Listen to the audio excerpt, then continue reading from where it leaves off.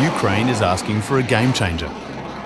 Long-range Tomahawk missiles, capable of striking deep into Russian territory, could soon enter the battle if the United States gives the green light. Vice President JD Vance confirms Kyiv's request is under review, while President Zelensky pushes hard, seeking European partners to make it happen. As the war intensifies, every strike, every decision could reshape the front lines.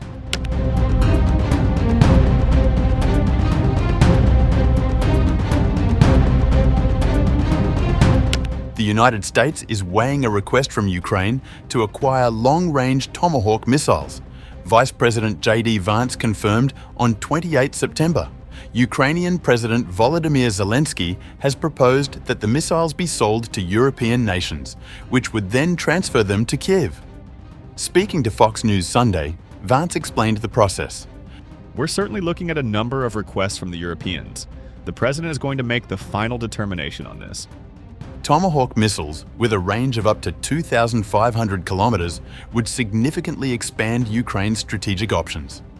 They could allow Kyiv to strike deep into Russian territory, complementing its ongoing efforts to counter missile and drone attacks. Trump, who had previously rejected Ukraine's request for long-range weapons, has recently shown frustration with Russian President Vladimir Putin. Vance underscored that the decision ultimately rests with the US president. The President will do what's in the best interest of the United States. The discussion over Tomahawks follows a heavy Russian aerial assault on Ukraine over the weekend. Zelensky reported that at least 4 civilians were killed and 80 injured in attacks involving nearly 600 drones and dozens of missiles across 7 regions. In a video statement, he said, "Today, all day after the Russian strike, we were dealing with the aftermath in Zaporizhia, Kyiv region, and other regions of ours. Most of the hits are regular civilian residential buildings, civilian sites. More than 80 people were injured. Unfortunately, 4 people were killed, among them 1 child. My condolences to their loved ones." Russia, meanwhile, claimed its strikes targeted military facilities and industrial sites supporting Ukrainian forces.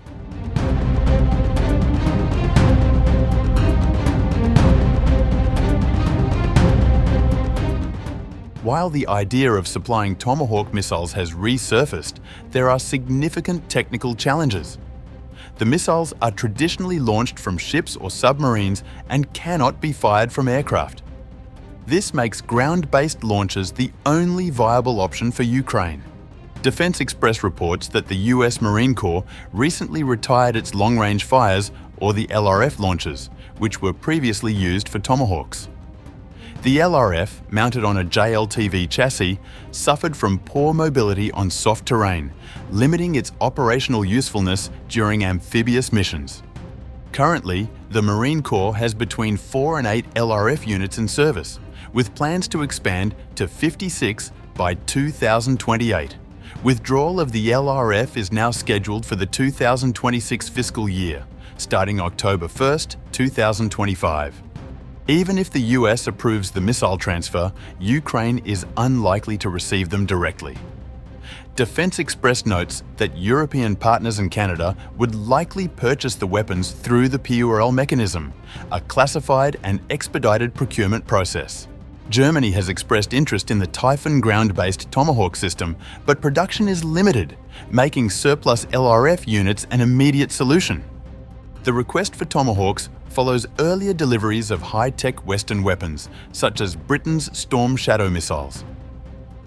Ukrainian security analyst Serhiy Kuzan said the move is logical.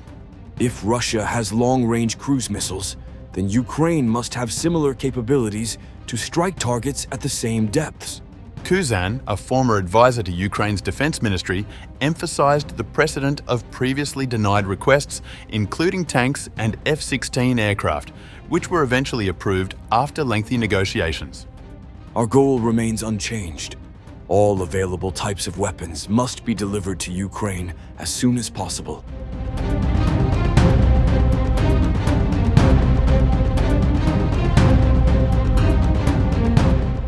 US political shifts have made the transfer of Tomahawks a more plausible scenario.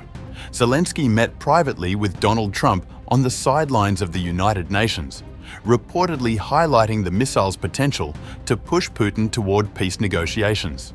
Multiple sources told The Telegraph the meeting was highly positive, with Trump appearing receptive. Zelensky later told Axios, "We will work on it." Trump has brokered arrangements for European governments to finance American weapons for Ukraine. According to diplomatic sources, US Secretary of State Marco Rubio described Trump's new approach as a positive signal, reflecting the president's frustration with Russia's refusal to end the 3.5-year war. Providing Tomahawks carries a high risk.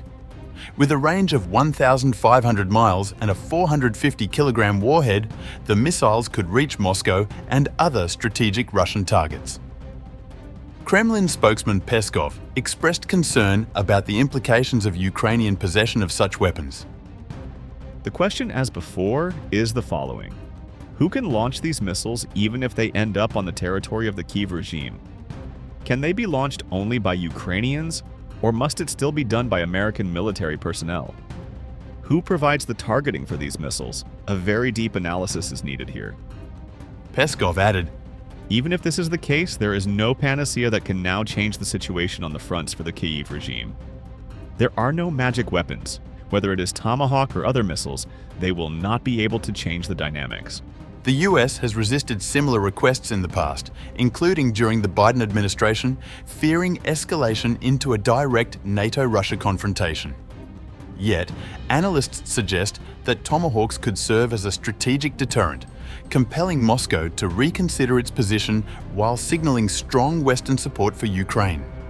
As Ukraine continues to withstand missile and drone assaults, the potential arrival of Tomahawk missiles represents both a strategic opportunity and a calculated risk. Whether Trump ultimately approves the transfer will signal the US's commitment to supporting Kyiv while managing the delicate balance of escalation with Russia.